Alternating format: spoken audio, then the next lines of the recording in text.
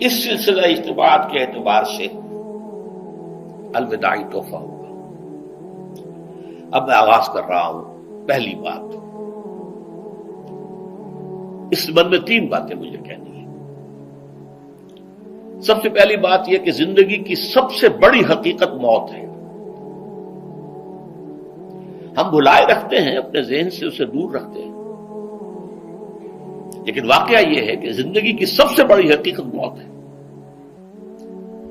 خدا کے منکر پیدا ہوئے ہیں، لیکن موت کا انکار کرنے والا تو کوئی پیدا نہیں ہوا۔ اس لیے میں نے آیت آپ کو سنائی، کل نفس ذائقۃ الموت، ہر ذی نفس کو موت کا مزہ چکھنا ہے، ہر جاندار کو موت کا مزہ چکھنا ہے۔ ثم الینا ترجعون، پھر ہماری طرف لوٹا دیے جاؤ۔ تو زندگی کی سب سے اہم حقیقت موت، اور موت کے بعد رجوع الی اللہ، آخرت، یہ سب سے بڑی حقیقت ہے۔ ایک حقیقت سب مانتے ہیں، سب جانتے ہیں، دوسری حقیقت کے اوپر پردہ پڑا ہوا ہے۔ میں نے اس اعتبار سے نوٹ کیا، یہ الفاظ قرآن میں 3 مرتبہ ہے، کل نفس ذائقۃ الموت، ہر جاندار کو موت کا مزہ چکھنا ہے۔ انبیاء اس سے مستثنا نہیں رہے، رسول اس سے مستثنا نہیں رہے، اولیاء اللہ مستثنا نہیں رہے۔ وقتی طور پر استثناء حضرت عیسیٰ کا ہے کہ ابھی وہ زندہ ہیں، لیکن عیسیٰ یاتی علیہ الموت، حضور نے فرمایا عیسیٰ پر بھی موت آئے گی، جب دوبارہ آئیں گے زمین پر اتریں گے، پھر اس کے بعد ان پر موت وارد ہوگی، ان کی نماز جنازہ پڑھی جائے گی، انہیں دفن کیا جائے گا حضور کے پہلو میں، شادی بھی کریں گے، اولاد بھی ہوگی۔ باقی تو یہ ہے کہ کل نفس ذائقۃ الموت، سب کو موت کا مزہ چکھنا ہے۔ عیسیٰ بھی بالآخر اس سے مستثنا نہیں رہیں گے، بلکہ قرآن میں ایک جگہ کہا گیا ہے أَفَإِن مِتَّ فَهُمُ الْخَالِدُونَ، کیا ہے نبی، اگر آپ کا انتقال ہو گیا تو یہ کیا ہمیشہ رہیں گے؟ کون ہے دنیا میں جو ہمیشہ رہے؟ انتقال تو ہونا، آپ کا بھی ہونا ہے۔ إِنَّكَ مَيِّتٌ وَإِنَّهُمْ لَمَيِّتُونَ، یہ تو مختصر ترین الفاظ تھے۔ اس سے آگے بڑھیے، سورہ انبیاء میں فرمایا کل نفس ذائقۃ الموت وَنَبْلُوكُمْ بِالشَّرِّ وَالْخَيْرِ فِتْنَةً وَإِلَيْنَا تُرْجَعُونَ، ہر جاندار کو موت کا مزہ چکھنا ہے، اور اس سے پہلے پہلے ہم تمہیں آزماتے رہیں گے، خیر کے ذریعے بھی، بھلائی دے کر، صحت دے کر، دولت دے کر، اولاد دے کر، شہرت دے کر، اور برائی کے ذریعے سے بھی، تنگ دستی دے کر، بے عزتی دے کر، اہانت دے کر، ذلت دے کر، وَإِلَيْنَا تُرْجَعُونَ، اور پھر ہماری طرف لوٹائے جاؤ گے۔ یہ وہ دوسری حقیقت جو میں نے کہا کہ جس پر پردہ پڑا ہوا ہے، بہت بڑا پردہ ہے۔ لوگ یہی سمجھتے ہیں کہ یہی دنیا کی زندگی ہے۔ قرآن کہتا ہے إِنَّ الدَّارَ الْآخِرَةَ لَهِيَ الْحَيَوَانُ لَوْ كَانُوا يَعْلَمُونَ، یہ تو آخرت والی زندگی ہے جو اصل زندگی ہے، کاش کہ انہیں معلوم ہوتا۔ اس سے بھی زیادہ تفصیل سے یہ آل عمران میں آئی ہے، کل نفس ذائقۃ الموت وَإِنَّمَا تُوَفَّوْنَ أُجُورَكُمْ يَوْمَ الْقِيَامَةِ، ہر جاندار کو موت کا مزہ چکھنا ہے، اور پھر تمہیں پورا پورا تمہارا اجر اور بدلہ دے دیا جائے گا قیامت کے دن۔ فَمَنْ زُحْزِحَ عَنِ النَّارِ وَأُدْخِلَ الْجَنَّةَ فَقَدْ فَازَ، جو کوئی آگ سے بچا لیا گیا اور جنت میں داخل کر دیا گیا، وہ تو کامیاب ہو گئے۔ اللہم ربنا اجعلنا منہم، اللہم ربنا اجعلنا منہم، اللہم ربنا اجعلنا منہم۔ وما الحیات الدنیا الا متاع الغرور، اور دنیا کی زندگی تو سوائے دھوکے کے سامان کے اور کچھ نہیں ہے۔ دھوکہ کس معنی میں؟ یہ تمہیں اصل زندگی سے غافل کر دیتی ہے۔ تم کہیں سفر پر جا رہے تھے، تمہارا کہیں گھر تھا، تمہیں واپس آنا تھا، تم راستے ہی میں کسی دلچسپی میں ایسے مگن ہوئے کہ گھر بار سب بھول گئے۔ یہ تو تمہارا عارضی سا سفر تھا، تم نے اسی کو اپنی منزل بنا لیا، اپنا ٹھکانہ بنا لیا، تو دھوکہ دیا اس نے تمہیں۔ ویسے دنیا کی زندگی دھوکہ نہیں ہے، بڑی حقیقت ہے، اس لیے کہ حضور نے فرمایا انما الدنیا مزرعۃ الآخرہ، یہ دنیا آخرت کی کھیتی ہے، یہاں بو گے تو وہاں کاٹو گے، یہاں کچھ کمائی کرو گے تو وہاں اس کا بدلہ ملے گا۔ اس اعتبار سے دنیا بہت بڑی حقیقت ہے، ایک ایک لمحہ بہت بڑی قیمتی شے ہے، لیکن اگر یہ دنیا تمہیں آخرت سے غافل کر دے تو اس سے بڑا دھوکے باز ہو کوئی نہیں۔ ایک جنازہ ہو گیا، اللہ کے رسول تشریف لے گئے، ابھی لحد تیار ہونے میں دیر تھی، حضور بیٹھ گئے اور آپ نے لمبا خطبہ دیا، کسی دن وہ بھی بیان کروں گا، برائے ابن عازم رضی اللہ عنہ فرماتے، حضور نے فرمایا جب موت کا وقت آتا ہے اس وقت فرشتوں کی ایک پوری گارد آتی ہے، ہم لوگ سمجھتے ہیں ایک ہی ملک الموت ہے، روحیں قبض کرتا، اس سے آگے لوگوں نے پھر ایک ردہ رکھ لیا کہ جب ایک ملک الموت ساری زمین پر اتنے جہان پر گھومتا اور سب کی جانیں نکالتا، تو حضور اگر حاضر ناظر ہو جائیں پھر کیا؟ یہ ہمارے دوست کہتے ہیں یہ بات ہی غلط ہے، ایک ملک الموت کب جانے قبض کرتا، بے شمار فرشتے ہیں اس کے مدد، وہ انچارج ہے محکمے کا، اس کے تحت تتوفاہم الملائکہ، بے شمار فرشتے۔ تو اللہ کے رسول نے فرمایا پورا دستہ، ایک انسپیکٹر ہوتا اس کے ماتحت سپاہی ہوتے، وہ آ کر اتنی دور بیٹھ جاتے ہیں جہاں تک مردے کی نظر جاتی ہے، وہ نہیں قریب آتے، باقی سب سپاہی بیٹھ جاتے ہیں، یہ انچارج آتا، اگر وہ نیک ہے اس کے پاس جنت کا خوشبو سے بسا ہوا رومال ہوتا، سنگاتا، اسے اللہ کا سلام کہتا اور کہتا چل اپنے رب کی طرف، تیرا رب تجھ سے خوش ہے، تو اس سے خوش ہے، خوشی خوشی اس کی روح روانہ ہو جاتی۔ برا جو ہے نا ڈراؤنی شکلیں جیسے ہتھکڑیاں ہوتی ہیں پولیس کے پاس، جو برا مردہ اس کے لیے جو فرشتے ہی آتے ہیں نا، اس سے اسے پتہ چل جاتا کہ میرا انجام اب کیسا ہے۔ مسکراتے چہروں کی بجائے ڈراؤنی شکلیں، بدبودار رومال، غضب آلود نگاہیں، وہ چھپتی پھرتی پھر روح نکالتے مار مار، اور اسی وقت جب وہ رومال میں اس کو لپیٹتا دوسرے سپاہی آگے آ جاتے ہیں، اس سے وہ وصول کر لیتے ہیں، نیک روح سے لے کر جاتے ہیں۔ اللہ کے رسول صلی اللہ علیہ وسلم فرماتے جہاں جہاں سے گزرتے ہیں خوشبو پھیلتی جاتی ہے، اور ساری مخلوق کہتی ہے مرحبا، مبارک ہے تیرا آنا یار، تو نے ہم سب کو نا معطر کر۔ اور اگر برا تو بدبودار رومال، بدبو پھیلتی اور سارا جہان لعنت کرتا کہ تو کیسی منحوس روح ہے، ہمارا دماغ ہی خراب کرے۔ آسمانوں پر جاتے ہیں،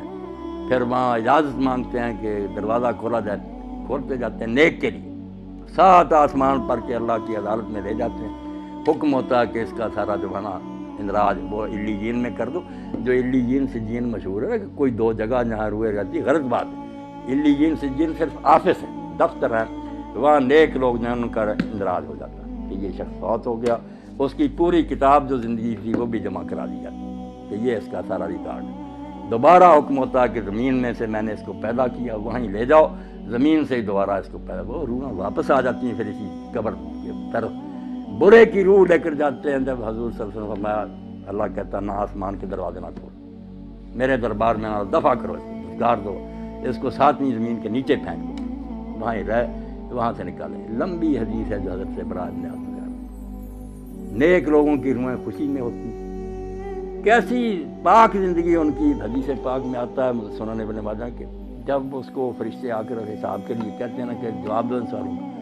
تو منظر دکھایا جاتا ہے سورج غروب ہونے کا،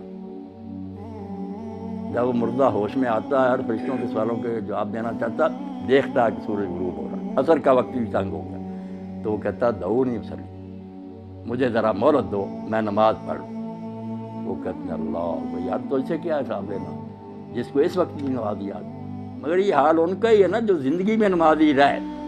جن کو یہاں کبھی خیال ہی نہیں آیا کہ نماز نامی شاید بھی مسلمان کا کوئی کام ہے، انہوں نے وہاں نماز کو کیا یاد کرنا۔ یہ سچا مومن اس وقت کہتا ہے دیکھتے ہوئے کہ سورج جا رہا ہے، تو کہتا ہے یار سوالوں کے جواب دوں گا میں، پہلے مجھے نماز پڑھنا، بڑا خوش ہوتے ہیں۔ اور جب سوال کرتے ہیں تیرا رب کون ہے، تیرا دین کیا ہے، تیرا نبی کون ہے، دیتا تو کہتے ہیں ہم پہلے ہی جانتے تھے، اس سے پوچھتے تو نے یہ، اس نے کہا میں اللہ کی کتاب پڑھتا تھا، قرآن سے مجھے سب پتا۔ تو کہتے ہیں ہمیں تیرے بارے میں یہی توقع، سو جا، جیسے دلہن آرام سے سوتی ہے، اور روزانہ پھر اس کو جنت کا مقام دکھایا جاتا، ہر روز پردے ہٹا کر صبح شام وہ دیکھتا ہے کہ آخرت میں میرے لیے یہ تیار، خوشیاں جیسے مہمان خانے میں ریسٹ ہاؤس میں بیٹھے نا، وہاں دیکھتا ہے کہ میرے لیے یہ انعام ہے، خوشیاں ہی خوشیاں۔ اور دوسرے کو صبح شام جہنم دکھائی جاتی، جیسے پھانسی گھاٹ دکھایا جاتا کہ یہ ہے تیرے لیے، اب پھانسی گلے میں پڑنے، وہ بیچارہ پہلے ہی مرتا، مرنے سے پہلے روز مرتا کہ یہاں میں جانے والا ہوں۔ اللہ فرماتا ہے نار یعرضون علیہا غدوا، صبح و شام فرعون اور اس کی جماعت جہنم کے آگے سے گزارے جاتے، وہ دکھائی جاتی، اور یوم القیامت یردون الی اشد العذاب، جب قیامت کا دن ہوگا سچ مچ داخل ہو جائیں گے۔ یعنی مرنے سے پہلے ہی فرشتوں کے شکلوں اور رویوں سے پتہ چل جاتا ہے کہ میرا حشر اب کیا ہے، اور بعد میں جو قبر میں جاتے ہی شروع ہو جاتا ہے۔ یا ایک سوال جو ہم لوگوں کو پریشان کرتا ہے کہ جب یہاں ہی سوال جواب ہوتے ہیں، لوگوں کو ثواب عذاب ملنا شروع ہوتا ہے، قیامت میں پھر کیا ہوگا؟ جو کہتے ہیں حساب کتاب قیامت کو ہونا ہے، ادھر آپ بیان کر رہے ہیں کہ سوال جواب ہوتے ہیں اور ثواب و عذاب ہوتا، یہ بھی آپ لوگ سمجھدار ہیں، سمجھنے کی بات ہے، ورنہ پریشانی ہوتی ہے۔ آپ سارے لوگ واقف ہیں اس سے کہ ایک ہے حوالات کہ زیر تفتیش مجرم وہاں رکھی ہو، ایک جوڈیشل جیل ہے کہ مقدمہ چلا، فیصلہ سنایا گیا، پھر جس وارڈ میں جانے کے وہ لائق ہے وہ سزا سنا دی گئی، اس کو بھیج دیا۔ جہنم ہے جوڈیشل جیل، پورا مقدمہ سماعت ہو کے کس قسم کا مجرم ہے کہاں بھیجا جائے، یہ قیامت کے دن ہوگا۔ اور یہ جو ہے یہ صرف سرسری بات پر، جیسے پاسپورٹ دیکھا، ویزا دیکھا، چلو ادھر اس کو بھیج دو، یہ صرف ایسے ہے کہ یہ مہمان خانے میں بیٹھے ہوئے ہیں، خوشیاں منا رہے ہیں کہ آخری دعوت ہمارے لیے یہ ہے، جنت دکھائی جاتی ہے، برے ڈر رہے ہیں۔ اب یہاں یہ بھی سوال پیدا ہوتا ہے کہ ساتھ ساتھ ہی کیوں نہیں معاملہ طے ہو جاتا؟ اللہ تعالیٰ کو صبر ابھی فیصلہ کر دے، اس کو جہنم بھیج دے، اس کو جنت۔ یہ کیوں ہے دو مرحلے کہ قبر میں صرف سرسری بات پرس ہے، آخرت میں پھر جہنم میں جنت ہے؟ یہ چیزیں آپ چونکہ پڑھے لکھے ہیں اور یہ چیزیں ضرور کی ہیں کہ عقیدہ جو آخرت کا اس کو سمجھا جائے۔ بات اصل میں یہ، اور بڑی نازک بات ہے جو قرآن حدیث نے بتائی، توبہ توبہ ہم اس کی طرف دھیان نہیں کرتے کہ نیکی بدی وہ نہیں جو آپ نے مرنے تک کی، کھاتا آپ کا بند نہیں ہوا، آپ مر گئے کھاتا چل، یہ جب تک یہ کارخانہ سٹاپ نہیں نہ ہوتا،